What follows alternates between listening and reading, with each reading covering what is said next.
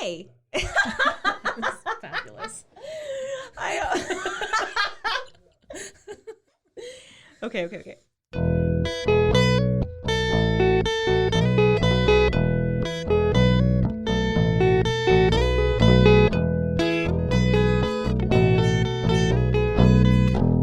This is some of our thoughts. Hey, I'm Sarah. And I'm not. And this is some of our thoughts. That was just a nice little callback to Chevy Chase in the early 70s on SNL. When everyone still liked him. That's right. Right. Anyway, welcome to episode 2. We're so glad you guys are listening. We can't wait to share everything we have to share with you today. We're really excited about this one. This is one of my favorite wines ever. And the theme is fried chicken and bubbles. Bubbly. My favorite pairing of anything ever. Oh, it's just too good. Something fried, specifically chicken. Something sparkly. Something alcoholic. It's the best. It's fantastic. Fantastic, darling. So today, this is Loxarel Amaltea, which we have dubbed the goat wine because there is the most adorable little goat wearing a bow tie on the label. The people at Loxarel, Joseph and Teresa, family-run vineyard in Catalonia, Spain. It's a Brut Natural Cava, which is a very, very cool kind of wine to dig into. The grape varietals, Chirello, Macabeo, Perilada. Oh. Fuck me up. Okay, so Catalonia and Majorca specifically, these grapes are very, very indigenous to the region, do very, very well in Penedès, the gorgeous Penedès region of Spain. Beautiful. They named it Amaltea after the Greek mythological character Amaltea, who was right Zeus's foster goat mother. Oh, the more you know. The more you know. And goats are pretty standard throughout Greek mythology. Can we just, in Byzantine warfare and all, you tie the goat up to the stick and lure the dragon out of the cave and all. Yeah. So Amaltea. Okay.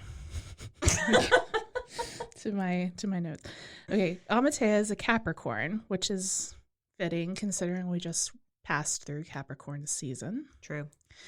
We are you're an Aquarius. I am. Not that it makes much of a difference into our wine preferences, but I'm a Taurus. So lots of I don't know. Taurus have horns. Goats have horns. Here we are. Sarah, you want to open it? I do. I would love to open it. So this particular vintage is the 2017 Amaltea. Ugh, just like the best. It's the best. This might be one of the only bottles left in the world, or at least in Waco, Texas. True. The most recent vintages are 2018 and 2019, which we have had in abundance. But the 2017, as Sarah and I discovered, is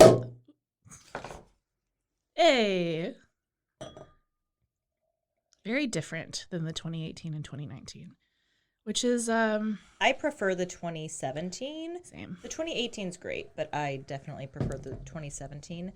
And I actually, prepping for this session, I looked back into my wine notes that I saved.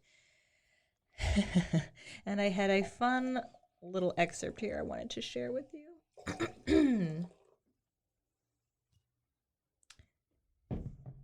And it reads... Well, while you're looking for that, the producer recognized how different this vintage was than former vintages and decided to do like a whole rebranding of the bottle. It's a completely different label. Yeah, I mean, do you remember that picture of the two of them side by side? The goat's much more prominent in 2017 with the blue foil, and now they've switched to silver. So it's very distinguishable. I was actually unpacking it at the wine shop. And do you remember that manic text I sent you and Kyle? Yes. And I was like, it's back, 2017. And I texted my boss frantically and I was like, can I sell this? Because I'm about to send the bat signal to the entire wine study and say 2017 goat is back, bitches. Amazing. Ugh. So I found my note. It says 2018 L'Occirel is the EP, whereas the 2017 is the full vinyl album with all the crackles and pops. Crackly poppily. Crackly poppily. Precisely. God, I'm thrilled that this is in my mouth right now. Me too. It's great. Here we have a little. So where would one purchase this, Carter? It is available, not at the moment currently, at the wine shop on 18th and Austin. But my boss, David Mayfield, is a direct importer for L'Occirel, which is really exciting because it is featured in most Whole Foods and Central Markets throughout the state of Texas. And we supply them with that particular wine. Very proud of it. That's awesome. Unpopular, but it makes an amazing mimosa as well. Very little orange juice. Very little. Like with an eyedropper kind of amount of orange juice. Yeah, definitely. Also not opposed to just drinking kava straight in the morning for breakfast. Don't even have to dress it up with OJ. It's fine. We all know what we're doing. There's no need to pretend. I'm really excited to have the opportunity to talk about this, though, because there is a very big difference, as we've said, in 2017 to 2018. Most vintages aren't that particular. Like most, you wouldn't really be able to taste it or have like a side-by-side and see the difference, but it's literally like just in the color. There's a bright yellow with some like golden reflection, and it's a really hard bubble. You can see it. Definitely. It forms like a string up to the top with like the most perfect little crown of bubbles. Literally Cava royalty. Cava royalty. Oh shit, that's fresh.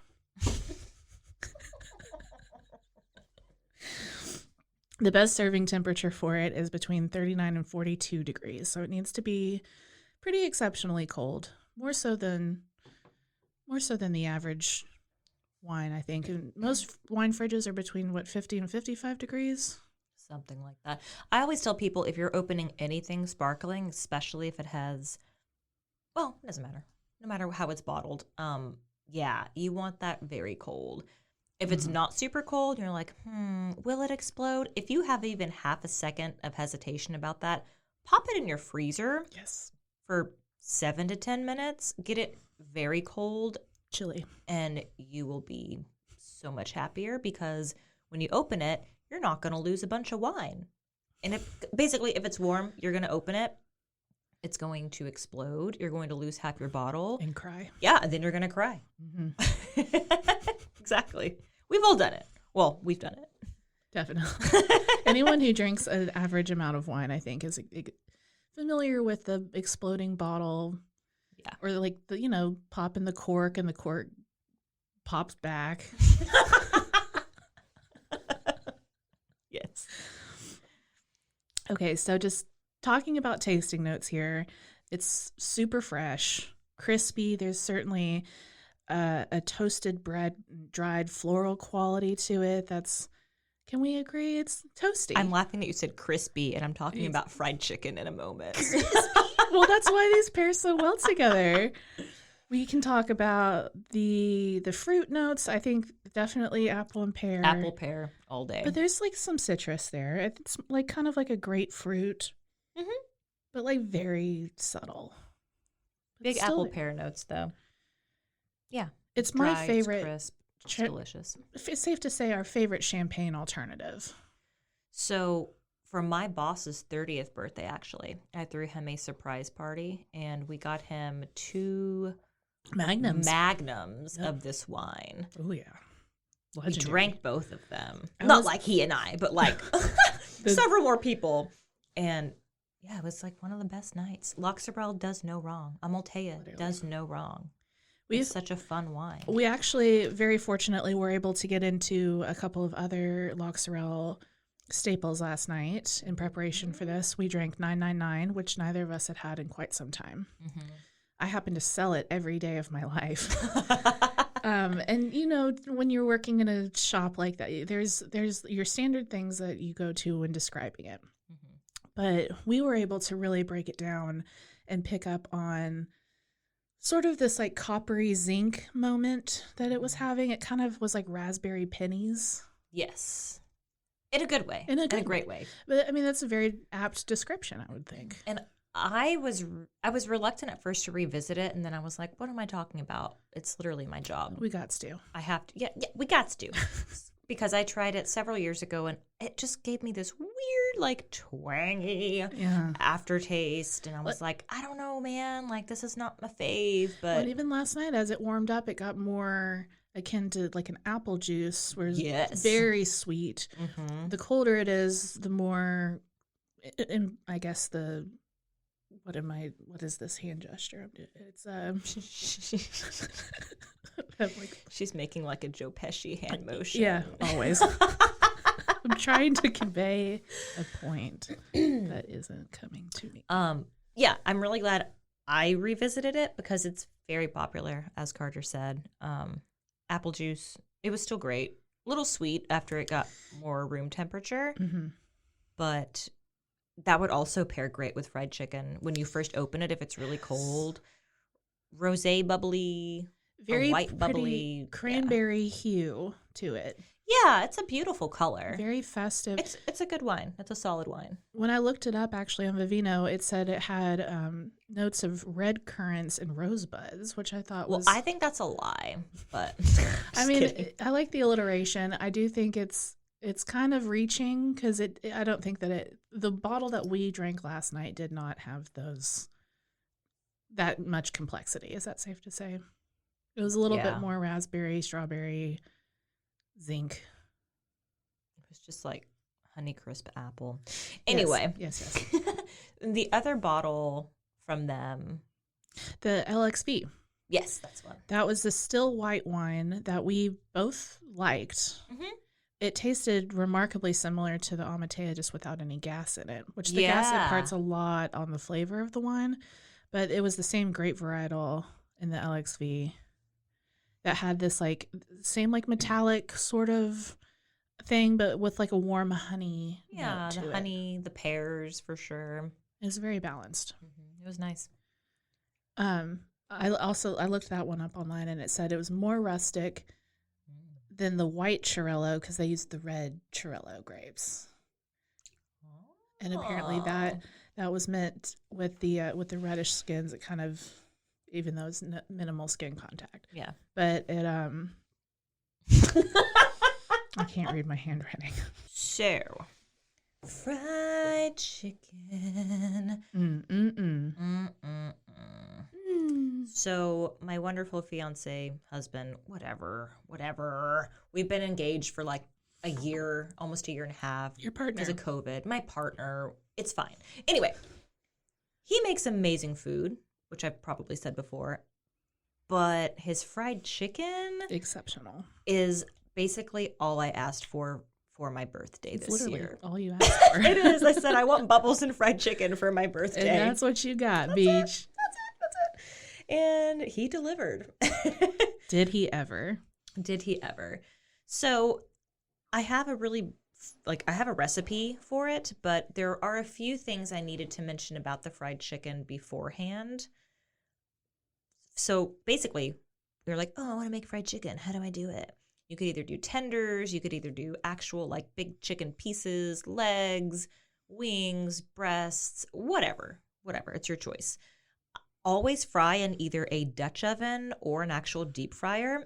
We've done it both ways, and as long as you're properly managing the temperature of the oil and the timing, it doesn't matter. And if the chicken's able to be submerged in the oil, it just needs to be deep enough. Yeah, we have a pretty big Dutch oven that works great. For my birthday in particular, he did use an actual deep fryer with the basket. And I felt like cleanup-wise, because we live together, I have to pay attention to these things. Cleanup wise, the deep fryer was a lot better in that sense versus the Dutch oven, because the Dutch oven, even though you really only want to fill it no more than a third of the way, either option, the deep fryer has like a lid you can put on it when Yes. something's frying, and it really, really helps. So fry in a good neutral oil with a high smoke point. Peanut oil is what we use. You could use, I researched it a little bit, and there was like canola oil, which I never consume really. Grapeseed oil, which I really hope my boss is listening, because he will give you an hour spiel on how horrible seed oils are for you. Shout out to Joey. So peanut oil. Use peanut oil. And it just tastes really nice. So yeah, don't fill your vessel more than a third of the way. Use a candy thermometer. If you're out there and you're like, well, how do I know what like temperature the oil is when I'm frying my items? Use a candy thermometer. Yes. It's super accurate. They're really inexpensive. If you break it because it gets too hot, which rarely happens, you can replace it for like $5. And it's not like you're going to fry every day of your life anyway. Nope. Or you probably shouldn't. Also, you need to get a sheet pan with a wire rack to place the fried food on top of after it's fried. So we double fry, meaning we do our process and then we'll fry it once for 1 to 2 minutes. We'll fry all of it like that, and then we'll go back and fry everything again. And what that does is just give you this absolutely gorgeous and delicious, really crispy crust that seals in the moisture of the chicken itself. So why that chicken is so moist is because you want to brine it. Yes.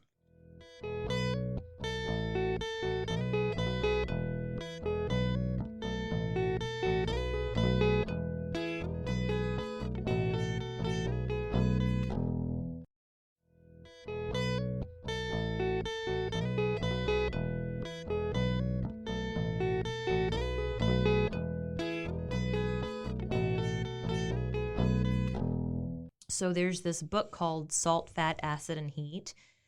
She has, I think, maybe a whole chapter on the importance of salting meat and brining meat before you ever even think about cooking it. Samine is her first name. She's amazing. Look her up. She's great. She's really big about that, and that was something that we had started doing and immediately noticed a difference. Because with me, I'm like, oh, well, it's fine. Let's just like cook it.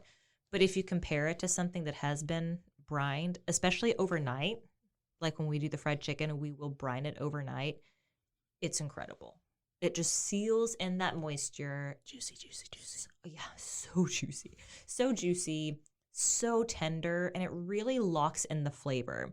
So for the buttermilk brine that we use buttermilk, like a 3-to-1 ratio of buttermilk to hot sauce. If you don't want it spicy, you don't have to use hot sauce. I recommend. But then you're doing it wrong. Basically, we're in Texas. You're doing it wrong if you're not putting hot sauce in something you're eating, right? We are Southern. Just a shout out for all you Yankees listening. Mm-hmm. So I would highly recommend putting buttermilk and hot sauce. We use Valentina, which is a hot sauce that's very inexpensive. You can get a giant container of it for like $3. It's insane. It's really flavorful though. So buttermilk, hot sauce, 3-to-1 ratio. You want to salt it a little bit and put a little bit of oil. Basically, any chicken that you're going to fry the next day, that day or night before, you want to submerge all of your chicken into that mixture. So I'm not giving exact measurements for this recipe because it depends on how much chicken you are making. Absolutely. So if you're cooking for 2, of course, you're going to use like, maybe 3 tenders each and then like a couple legs, maybe, whatever you're going to do. Whereas, like I said, the last time we did it, it was for my birthday where maybe 20 people were there. Mm-hmm. So very different scale. You just really need to eyeball it. Don't get caught up in measurements either. It's to taste. To taste, absolutely. And for the brine, really color. It needs to be like a light orange color. Mm-hmm. You want to see that hot sauce. You need to know that it's present. The buttermilk is what's really going to lock in and seal that flavor, though.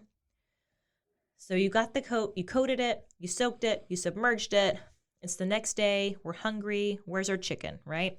So the coating in it, it's going to be seasoned flour and cornstarch. So when I say seasoned flour and cornstarch, you really need, I would suggest whisking that together because the cornstarch is going to start to separate if you don't keep mixing it, just because it's so fine versus the flour. And the seasoning for the flour, it's a mix of annatto, which gives it a really nice deep red golden color when you fry it. To me, it doesn't have a lot of taste, the annatto. I could be wrong. I've never made it without it, I don't think. So maybe it does, but it seems ridiculous, but it's a necessity. Hungarian hot paprika, specifically. Garlic powder, cayenne, black pepper, and salt. So you're going to mix all these dry ingredients together.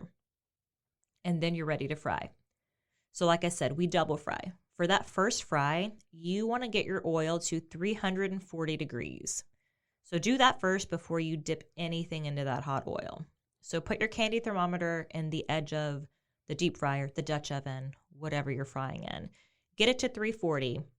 Then you're going to, after you start coating your chicken, you're going to put it in there 1 to 2 minutes. You're going to take it out. You're going to put it on that sheet pan with the wire rack. You're going to do all of your chicken like that first. So basically, you're going to fry everything slightly. It's going to look like a pale golden color.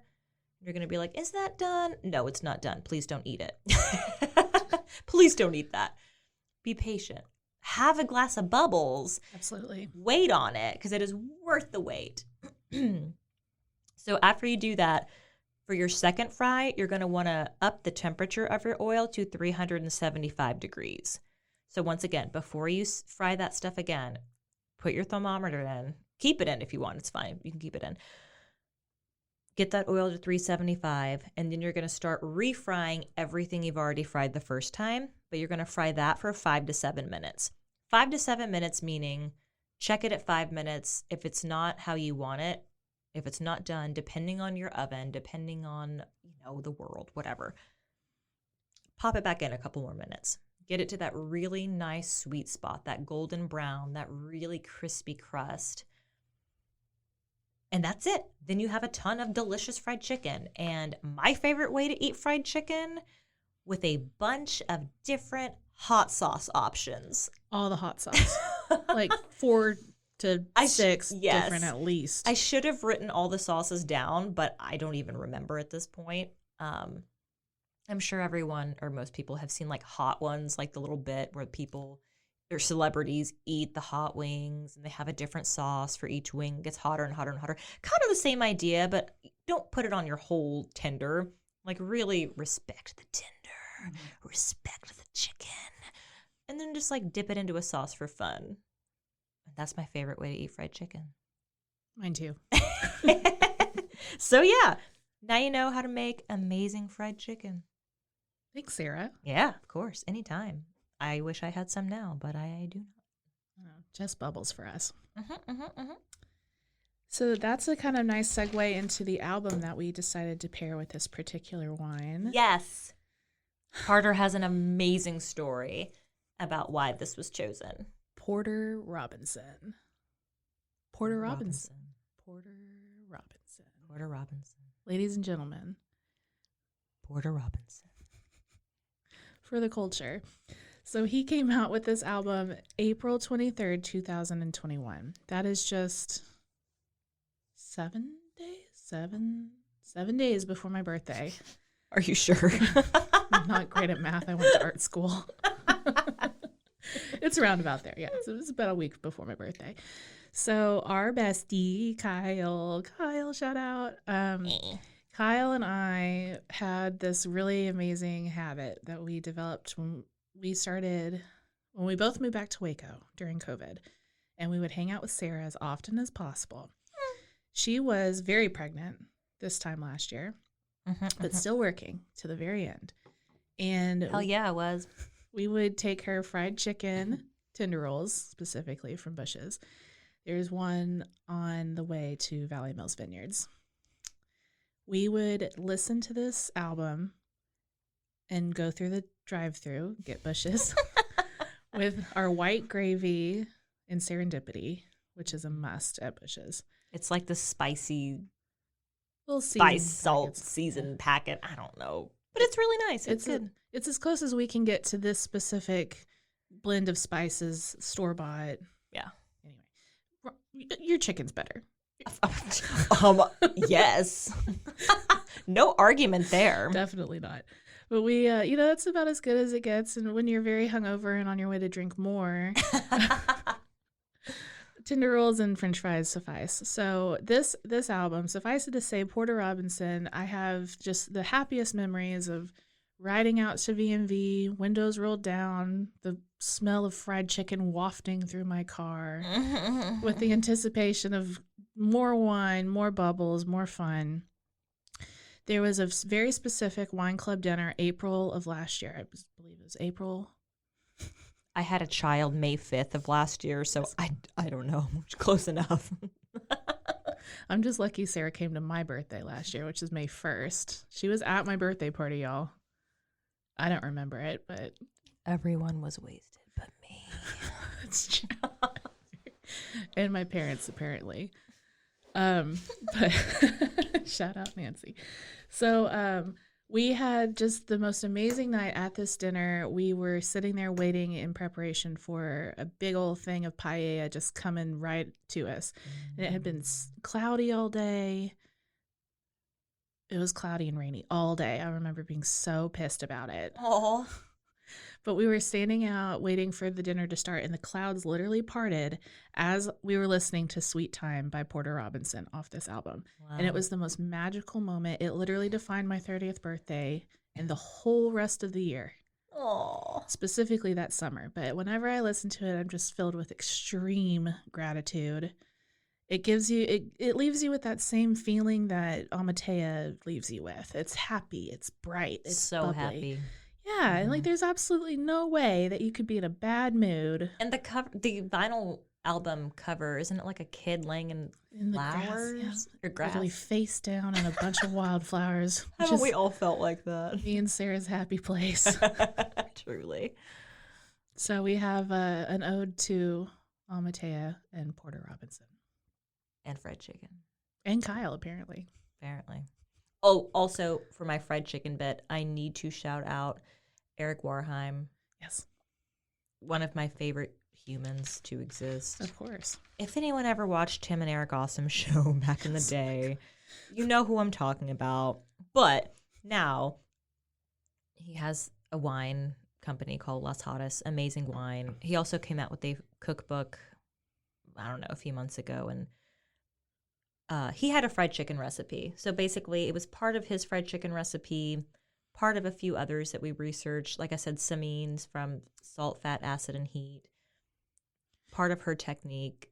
And also, we're very proud of that damn chicken recipe because we had so many trial and errors of like, yeah, but I need like the best fried chicken. Yeah. You succeeded, my darling. And Porter Robinson was right there to back us up. And Las Raras, apparently we drank 3 bottles of the sparkling wine for your birthday. Something like that. We did have Amaltea, I think, when we first started. Yeah, of course. Amaltea never lasts long is the thing. It doesn't. It's so delicious. And so crisp, so clean. And it's also like just my go-to bottle for every celebratory event in life. I mean, I've given bottles to girlfriends for Valentine's Day, birthdays, baby showers, weddings. And people come in, can I get some of that goat wine? Where's the goat? Get some of that goat.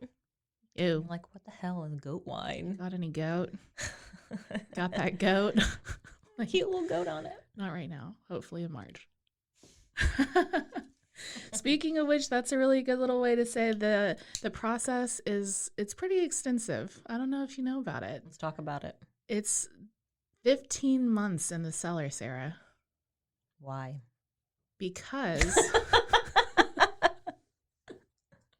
the disgorging, which is essentially just the fancy way of saying the critical point in the life of a sparkling wine where you have to remove all the yeasty sediment that accumulates during fermenting fermentation. 15 months. Wowzers. 15 months is significant, and it's more so than most people. They also use the amphora. That's the clay cask that has the 2 big handles. I drew a little picture in my notes, but y'all won't benefit from that. I will. Yeah, there. Yeah. It's got the little pointed bottom, so when you push it into the ground, it remains upright. And it's Greek and Roman, by the ancient Greeks and Roman, obviously ancient. Like they're running around right now. Never mind. I mean, apparently it gives a more authentic, fresh, and creamy, minerally richness to the wine, which definitely, whatever they're doing it right. It's through. so good. Okay, so I want to talk just a little bit about the biodynamic thing for like 5 minutes, because I think that's it's cool, and it goes back to like the Greek mythology part. Let's do it. Okay, so Loch Sorel is very proudly represented as biodynamic farming and viticulture. Carter, please tell us what biodynamic farming and viticulture is. Please. It's some witchy woo-woo shit, Sarah, and let me tell you, it's literally going to save the world. Biodynamic farming is essentially going off of the sun and the lunar cycle. They incorporate the crop rotations, and it's more adapted to climate, and less or no pesticides. In fact, they use other plants to counteract diseases and pests in the vineyard. So they'll plant rosemary to discourage mosquito growth, and they set humane traps for rabbits and all the typical little dudes who get into little dudes that get into the wine. All those into the vineyard. All those dudes. And I thought it was really interesting when I was doing research on Loch Sorel specifically that they have, to avoid oxidation in the amphora, they coat all of their casks with beeswax because it's the most natural thing. And I'm like, wow, good for you, Loch Sorel. I also thought there was a really beautiful line from their description of biodynamic viticulture that says that it establishes the participatory relationship between man and the Presbyterian? The participation. Oh! And they call it a spiritual science. The concept was created by a philosopher named Rudolf Steiner in the late 19th century. So it's been around for a minute. Oh, Rudy Stein. It's Rudolph. Rudy, as his friends call him. I just thought it was cool considering their Amaltea is named after obviously this fantastic mythological creature that not knowing much about it myself just off the top of my head, but being interested in it, that was Zeus essentially is like the head dude. I don't know, with all these dudes. His father was Kronos though, and so Kronos is, as story goes, devoured all of his children because the prophecy said that he would be overthrown by one of them. So Amaltea, as this like shining goat queen, suckled. You did not just say suckled. That's what it said. That's what it said. Stop. But don't stop, please. You said suckled. You have to finish that sentence. Well, she fed him from her breast. Kept him alive, and Zeus was like the father of everything. So essentially, we are all goats. We have all suckled. We have all suckled at the teat of the Amaltea goat. Oh. That was a lot. I'm sorry about that. I'm really glad you shared that with us. Thank you. Well, the more you know. Mm-hmm. So, we're excited about Cava. I think that's probably one of my more legendary bottles from the wine shop. It's just been present in at every birthday party, at every dinner that we have, food permitting, oysters, fried chicken, which is a lot of what we eat. I know. It goes so well. She with said my oysters. trigger word. The good one. Oysters. Oysters. Oysters. Okay, we need to wrap this up. We do. So, guys, thank you so much for listening to our second episode of Some of Our Thoughts. Carter's dancing in agreement. You just can't see or hear her do that. We'll put it on Instagram. Yeah. So thank you guys for checking us out. Again, we're so happy to be here week after week. So, as always, grab a glass, put on your favorite vinyl. Let's have some fun. Clink.